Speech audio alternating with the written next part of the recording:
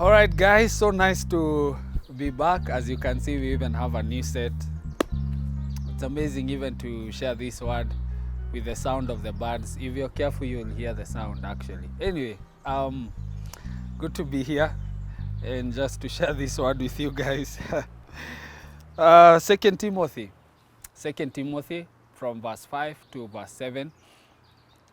And this is a conversation between Timothy and Paul. And just as a quick introduction before we get to the nugget of the day, the first book of Timothy and the second book of Timothy are quite important for every young person as you go through transitions and as you go through changes in life.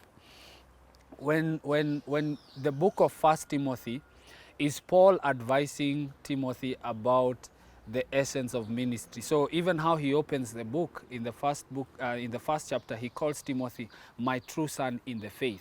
So First Timothy is a book for every young person, just being able to, especially for those of us who are heavily involved in ministry serving, study the book of First Timothy. It gives you a view of how to be able to navigate the dynamics of ministry.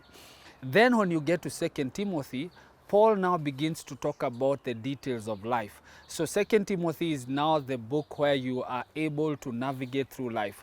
And he's an amazing mentor to Timothy, because the first book is he gives him nuggets about ministry, and then he gives him in the second book of Timothy the nuggets about life. And here is where we find our conversation today.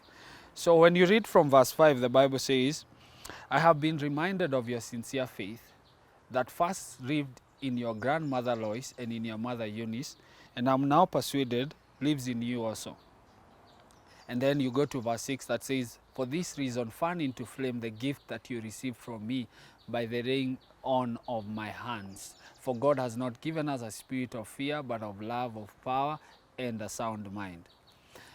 So this nugget today is all about having a spiritual heritage, because the walk that we have with God did not start with us. It started with our grandparents and with our parents. And the reason why even honoring them is so important is because there are things that we are receiving from them. There's always an exchange that is happening as you go through life. And so the Bible says, honor your father and mother, because there are treasures within them that we receive, either through blessing, through impartation, however that space looks like, but we receive it through the posture of honor. And it was so important because Paul is such a good mentor, reminding Timothy, don't forget about your spiritual heritage. And so today, what is the state between you and your mom or your dad? And I just want you to think that question just for a minute. How is your current relationship between you and your parents who have gone before you? How much have you shown them honor and love in this season? Because it is based on your posture of obedience and honor by which you are able to receive that which God has placed in them, and you are able to tap into it. And so gone are the days where we used to rush outwards to them without even thinking about it. Gone are the times where, you'll sit down and exchange nasty comments, or, pacing up and about in that living room, and just that issue of dishonor. And this is also a rebuke and a warning to some of us. Be careful, because one of the disadvantages that is crippling, especially among the young people, is this issue of dishonor.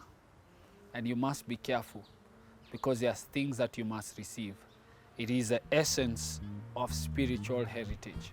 So guys, thank you for watching. Think on this question, and if you have a chance, show them honor and love even in this season. All right, we'll see you in the next nugget. God bless you.